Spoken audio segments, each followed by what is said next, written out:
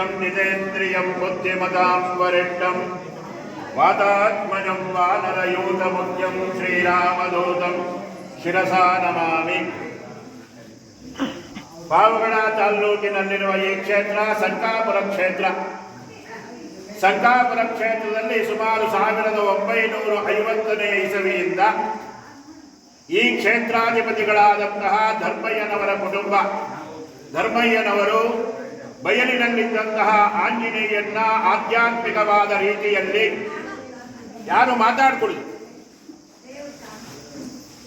ದಯವಿಟ್ಟು ಯಾರು ಮಾತಾಡಬೇಡ್ರಿ, ಆಧ್ಯಾತ್ಮಿಕವಾದ ರೀತಿಯಲ್ಲಿ ಹಿಂದೂ ಮತ್ತು ಸನಾತನ ಧರ್ಮದ ಸಂಕೇತವಾಗಿರುವಂತಹ ಪರಮಾತ್ಮನನ್ನ ಹಿಂದೂ ಧರ್ಮದ ಸಂರಕ್ಷಣೆಗಾಗಿ, ಸಮಸ್ತ ಹಿಂದೂಗಳ ವಿಶೇಷವಾದಂತಹ ಅಭಿವೃದ್ಧಿಗಾಗಿ ತಮ್ಮ ಕಷ್ಟ ಕಾರ್ಪಣ್ಯಗಳನ್ನೆಲ್ಲವನ್ನೂ ಕೂಡ ಅಸುನೀಗಿಸುವಂತಹ ಮಹಾನುಭಾವನಾದಂತಹ ಶ್ರೀ ಆಂಜನೇಯ ಸ್ವಾಮಿಯನ್ನ ಬಯಲಿನಲ್ಲಿದ್ದಂತಹ ಈ ವೀರಾಂಜನೇಯನನ್ನ ಸಂರಕ್ಷಣೆ ಮಾಡಿ, ಆಗಿನ ಕಾಲದಲ್ಲಿ ತುಂಬ ಕಷ್ಟದಲ್ಲಿದ್ದಂತಹ ಕಾಲದಲ್ಲಿಯೂ ಕೂಡ ಈ ಬಯಲಿನಲ್ಲಿ ಬಿಸಿಲಿನಲ್ಲಿ ಅವರದೇ ಆದಂತಹ ಈ ಕ್ಷೇತ್ರದಲ್ಲಿ ಆಂಜನೇಯನ ಸಂರಕ್ಷಣೆ ಮಾಡಿ ತಮ್ಮ ಸಾಧ್ಯವಾಗುವವರೆಗೂ ಕೂಡ ಎಲ್ಲ ರೀತಿಯಲ್ಲಿಯೂ ಈ ಬಯಲಿನಲ್ಲಿದ್ದರೂ ಕೂಡ ಯಾವ ಒಬ್ಬ ಭಕ್ತರು ಕೂಡ ಈ ಸ್ಥಳಕ್ಕೆ ಬಂದರೆ ಮಾಧ್ಯಾಹ್ನ ಕಾಲದಲ್ಲಾಗಲಿ ಅವರ ಮಡದಿಯವರು ಸರಸ್ವತಮ್ಮನವರು ಅನ್ನಪೂರ್ಣೇಶ್ವರಿ ದೇವಿಯಾಗಿ ಯಾರಿಗೂ ಕೂಡ ಅನ್ನದಾನ ಇಲ್ಲದೆ ಕಳಿಸ್ತೇ ಇರುವಂತಹ ಜಾಗ ಇದು. ಅವರು ಕಾಲವಾಗಿ ಎಷ್ಟು ವರ್ಷ ಆಯಿತು ಅಲ್ಲಿ ನಿಮ್ಮ ತಂದೆಯವರು? 22 ವರ್ಷಗಳಾಯ್ತಂತೆ. ತದನಂತರ ಈ ಎಲ್ಲ ಜವಾಬ್ದಾರಿಯನ್ನ ಅವರ ಹಿರಿಯ ಪುತ್ರನಾದಂತಹ ಅನಿಲ್ ಕುಮಾರ್ ಅವರು ಈ ಧರ್ಮಕರ್ತರಾಗಿ ಅಲ್ಲಿಂದಲೂ ಆಗಿನಿಂದಲೂ ಕೂಡ ಅವರು ಏನು ಹಾಕಿಕೊಟ್ಟಿದ್ದಾರೆ ಆ ಮಾರ್ಗದರ್ಶನಂತೆ ಆ ಸನಾತನ ಧರ್ಮದ ವಿಶೇಷವಾದಂತಹ ಎಲ್ಲ ಧರ್ಮಾಚರಣೆಗಳನ್ನು ಅಳವಡಿಸಿಕೊಂಡು ಈ ಆಂಜನೇಯ ಸ್ವಾಮಿಯ ಸೇವೆಯನ್ನು ಮಾಡಿಕೊಂಡು ಬರ್ತಾ ಇದ್ದಾರೆ ಅಂತ ಹೇಳಿದ್ರೆ ಅದಕ್ಕೆ ಎರಡು ಮಾತಿಲ್ಲ. ಇದಕ್ಕೆ ವಿಶೇಷವಾಗಿರುವಂತಹ ಅವರಿಗೆ ಪ್ರೇರಣೆ ಕೂಡಲಿಯ ಮೂಲ ಸಂಸ್ಥಾನವಾದಂತಹ ಶ್ರೀ ಕೂಡಲಿ ಶೃಂಗೇರಿ ಜಗದ್ಗುರುಗಳ ಪರಮ ಪವಿತ್ರವಾದಂತಹ ಆಶೀರ್ವಾದವು ಅವರ ಮೇಲಿದೆ ಅಂತ ಹೇಳಿದ್ರೆ ಕೂಡ ತಪ್ಪಾಗಲಾರದು. ಈ ಕ್ಷೇತ್ರದಲ್ಲಿ ಸಾಕಷ್ಟು ಜನಗಳಿಗೆ ಭೂತ ಪ್ರೇತಾದಿಗಳ ಕಾಟಗಳಿದ್ದರೆ ಅವೆಲ್ಲವೂ ಕೂಡ ಉಚ್ಚಾರಣೆಯಾಗಿರುವುದನ್ನು ನಾನೇ ನೋಡಿದ್ದೇನೆ. ಆ ಆಂಜನೇಯ ಸ್ವಾಮಿಯ ಅನುಗ್ರಹವು ಆ ಭಕ್ತಾದಿಗಳ ಮೇಲೆ ಆ ಸಂರಕ್ಷಣೆ ಮಾಡಿರುವ ರೀತಿಯಿಂದ ಆ ಧರ್ಮದ ಬುಡವು ಗಟ್ಟಿಯಾಗಿದೆ ಅಂತ ಹೇಳಿದ್ರೆ ಎರಡು ಮಾತಿಲ್ಲ. ಈ ವರ್ಷದಲ್ಲಿ ಪ್ರತಿ ಸುಮಾರು ದಿನಗಳಿಂದ ಸುಮಾರು ವರ್ಷಗಳಿಂದಲೂ ಕೂಡ ಈ ಕ್ಷೇತ್ರದಲ್ಲಿ ಪ್ರತಿ ಸಂವತ್ಸರದಲ್ಲಿ ವೈಶಾಖ ಬಹುಳ ದಶಮಿಯ ದಿನ ಅಂದರೆ ಹನುಮತ್ ರಥವು ಆ ದಿನ ಇರುವಂತಹ ದಿನದಲ್ಲಿ ಶ್ರೀ ಸ್ವಾಮಿಗೆ ವಿಶೇಷವಾಗಿ ಬ್ರಹ್ಮರಥೋತ್ಸವ ಕಾರ್ಯಕ್ರಮವನ್ನ ಲೋಕ ಕಲ್ಯಾಣಾತ್ಮಕವಾಗಿ ನಡೆದುಕೊಂಡು ಬರ್ತಾ ಇದೆ. ಬ್ರಹ್ಮರಥೋತ್ಸವ ಕಾರ್ಯಕ್ರಮ ಅಂದರೆ ಸುಮ್ಮನೆ ಕಾರ್ಯಕ್ರಮ ಇಲ್ಲ, ಏನೋ ಸ್ವಾಮಿಯನ್ನ ರಥದ ಮೇಲೆ ಕೂಡಿಸ್ಬಿಡ್ತಾರೆ, ಎಳ್ಕೊಂಡು ಹೊಡೋಗ್ತಾರೆ ಅಂತ ಹೇಳುವುದಂತಹ ಕಾರ್ಯಕ್ರಮ ಅಲ್ಲ. ಯಾವ ಗ್ರಾಮದಲ್ಲಿ ಬ್ರಹ್ಮರಥೋತ್ಸವಾದಿಗಳು ಲೋಕ ಕಲ್ಯಾಣಾತ್ಮಕವಾಗಿ ನಡೆಯುತ್ತೆ ಆ ಒಂದು ಗ್ರಾಮವು ಇಡೀ ಭಾರತ ದೇಶವನ್ನು ಸಂರಕ್ಷಣೆ ಮಾಡುತ್ತೆ. ಹೇಗೆ ಸಂರಕ್ಷಣೆ ಮಾಡುತ್ತೆ?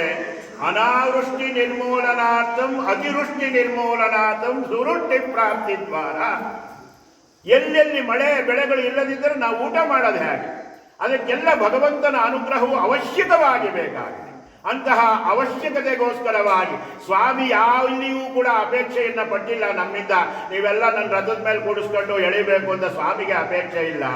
ನಾವು ಶುಶ್ರೂಷೆ ಮಾಡುವುದರಿಂದ ಸ್ವಾಮಿಯು ಪತಿತನಾಗಿ ಈ ಲೋಕವನ್ನ ನಮ್ಮೆಲ್ಲರ ಸಂರಕ್ಷಣೆಗಾಗಿ ಆ ಮಳೆ ಬೆಳೆ ಇವುಗಳನ್ನೆಲ್ಲವನ್ನು ಕೂಡ ಅವನ ಕರುಣೆಯಿಂದ ಮಾತ್ರ ಸಾಧ್ಯವಾಗುತ್ತೆ ಹೊರತು ನಮ್ಮಲ್ಲಿರುವಂತಹ ಅಹಂಭಾವ ದುರಹಂಕಾರದಿಂದ ಒಂದು ಹನಿ ಮಳೆ ಕೂಡ ಬೀಳುತ್ತೆ.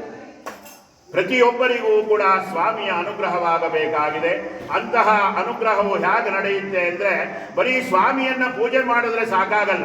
ಬೆಳಗ್ಗೆ ಎದ್ದು ಸ್ವಾಮಿಗೆ ಏನೇನು ನಡಿಬೇಕು? ಜಗತ್ಸರ್ವಂ ದೇವತಾನ ಮಂತ್ರಾದೀನಾಸ್ತು ತನ್ಮಂತ್ರಂ ಬ್ರಾಹ್ಮಣಾದೀನ ಬ್ರಾಹ್ಮಣೋ ಮಮ ದೇವತಾ ಅನ್ನುವಂತಹ ವಿಶೇಷವಾದಂತಹ ವಾಕ್ಯ. ಈ ಜಗತ್ತು ಭಗವಂತನ ಒಂದು ಸಂರಕ್ಷಣೆಯಲ್ಲಿದೆ. ಆ ಭಗವಂತನ ಒಂದು ಶಕ್ತಿ ಎಲ್ಲಿ ಅಡಗಿದೆ ಅಂದ್ರೆ ಮನನಾತ್ರಾಯತೆ ಇತಿ ಮಂತ್ರ. ಮನಸ್ಸಿನ ಕ್ಲೇಶಗಳನ್ನ ಯಾವುದು ಹೋಗಲಾಡಿಸುತ್ತವೆಯೋ ಅಂತಹ ಅದ್ಭುತವಾದಂತಹ ಶಕ್ತಿಗಳಿಗೆ ಮಂತ್ರವೆಂದು ನಮ್ಮ ಸನಾತನ ಧರ್ಮದಲ್ಲಿ ಉಲ್ಲೇಖವಾಗಿದೆ. ಅಂತಹ ಮಂತ್ರವು ವಿಶೇಷವಾದಂತಹ ಬ್ರಾಹ್ಮಣರಲ್ಲಿ ಅವರ ಗುರುಗಳ ಮುಖೇನ ಉಪದೇಶದಿಂದ ಪಡೆದು ಎಲ್ಲ ರೀತಿಯಲ್ಲೂ ಸಂರಕ್ಷಣೆಯಾಗಿ ಆ ಸಂರಕ್ಷಣೆಯು ಆ ಮಂತ್ರಗಳಿಂದ ಅವರ ಮೂಲಕವಾಗಿ ಹೊರಡುತ್ತಾ ಈ ಸನಾತನ ಧರ್ಮದ ಸಂರಕ್ಷಣೆಯ ನಡೆಯುತ್ತಾ ಲೋಕ ಕಲ್ಯಾಣಾರ್ಥಕವಾಗಿ ಸುಭಿಕ್ಷವು ಪ್ರಾಪ್ತವಾಗುತ್ತಿದೆ. ಗೀತೆಯಲ್ಲಿರುವಂತಹ ವಾಣಿಯೇ ಇದು. ನಮೋ ಬ್ರಹ್ಮಣ್ಯ ದೇವಾಯ ಗೋಬ್ರಾಹ್ಮಣ ಹಿತಾಯ ಚ ಜಗದ್ವಿತಾಯ ಕೃಷ್ಣಾಯ ಗೋವಿಂದಾಯ ನಮೋ ನಮಃ.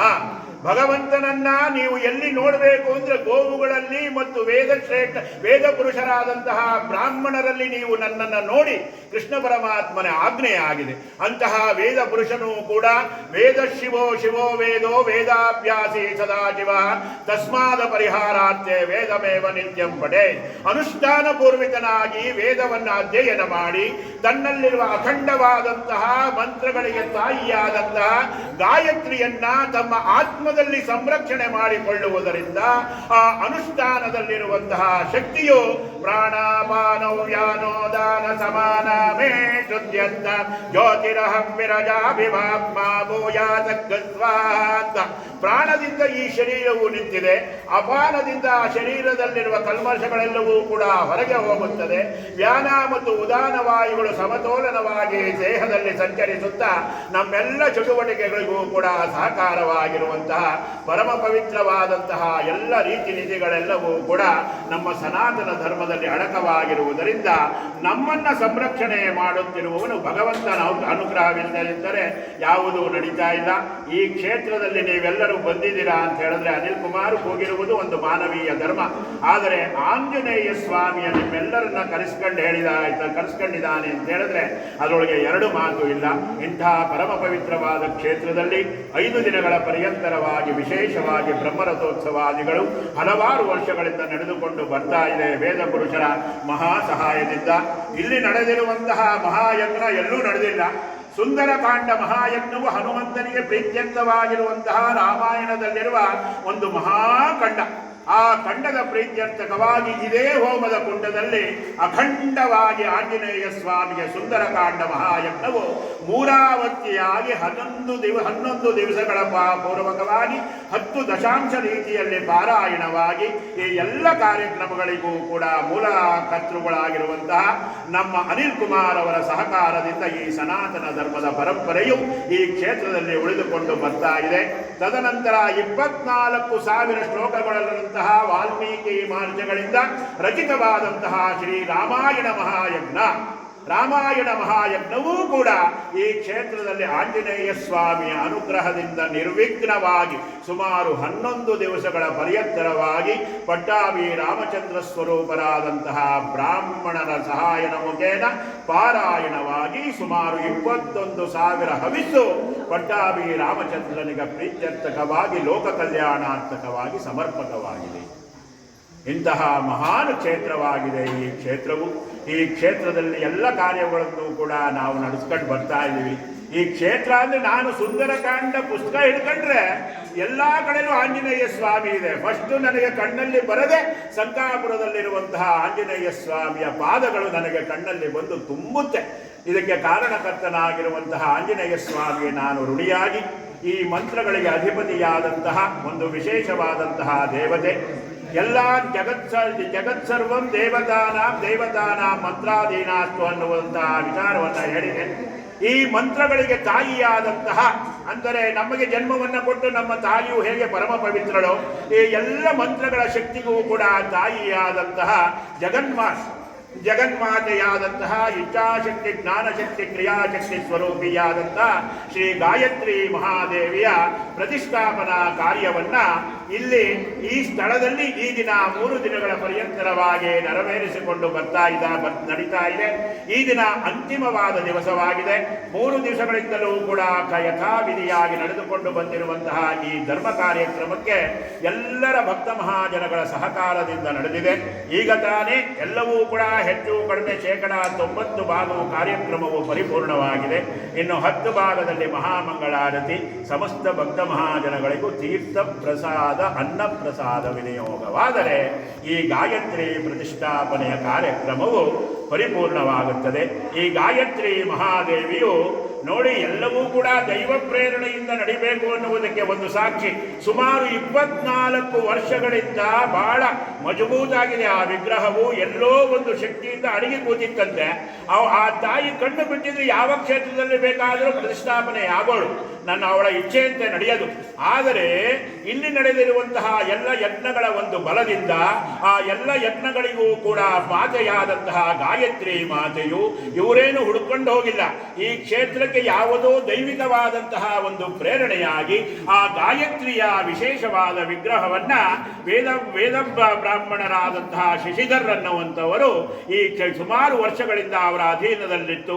ಈ ಪ್ರತಿಷ್ಠಾಪನೆಯನ್ನ ನೀವೇನಾದರೂ ಯಥಾವಿಧಿಯಾಗಿ ಮುಂದೆ ನಡೆಯುವಂತಹ ಆಗಮಶಾಸ್ತ್ರ ಗೀತೆಯ ಎಲ್ಲ ಪೂಜೆಗಳಿಂದ ಸಂರಕ್ಷಣರಾದರೆ ನಾನು ಇದಕ್ಕೆ ದಾನ ಮಾಡುವುದಕ್ಕೆ ಸಿದ್ಧನಾಗಿದ್ದೇನೆ ಅನ್ನುವುದಕ್ಕೆ ನಮ್ಮ ಶಶಿಧರ್ ಅಲ್ವಾ ಅವರು ಶಶಿಧರ್ ಅವರು ಇದಕ್ಕೆ ಆ ದಾನವನ್ನು ಮಾಡಿದ್ದಾರೆ. ನೋಡಿ ಆ ಮಹಾತಾಯಿಯು ಈ ಕ್ಷೇತ್ರದಲ್ಲಿ ಯಥಾವಿಧಿಯಾಗಿ ಆಸೀನಳಾಗಿದ್ದಾಳೆ ಅಂತ ಹೇಳಿದ್ರೆ ಇದಕ್ಕೆ ಯಾವುದು ಕಾರಣ ಅಲ್ಲ. ಅವ್ರು ಕೊಡುವುದು ಕೌರಾರು, ತಗೊಳ್ಳೋದಕ್ಕೆ ಈ ಕ್ಷೇತ್ರವು ಯಾವುದು? ಅದು ದೈವ ಪ್ರೇರಣೆಯ ನಿಯಾಮದಿಂದ ಈ ಮಹಾಮಾತೆಯ ಪ್ರತಿಷ್ಠಾಪನಾ ಕಾರ್ಯಕ್ರಮವು ಇಲ್ಲಿ ಪರಿಪೂರ್ಣವಾಗಿ ಆ ಮೂಲ ಸಹಕಾರವೇ ಅವರದಾಗಿದೆ. ಈ ವಿಶೇಷವಾಗಿ ಸುವರ್ಚಲ ಆಂಜನೇಯ ಸ್ವಾಮಿಯ ಮಹಾಸನ್ನಿಧಾನದಿಂದ ಅವರಿಗೆ ಒಂದು ಗೌರವ ಸಮರ್ಪಣೆ ಮಾಡ್ತಾ ಇದ್ದಾರೆ.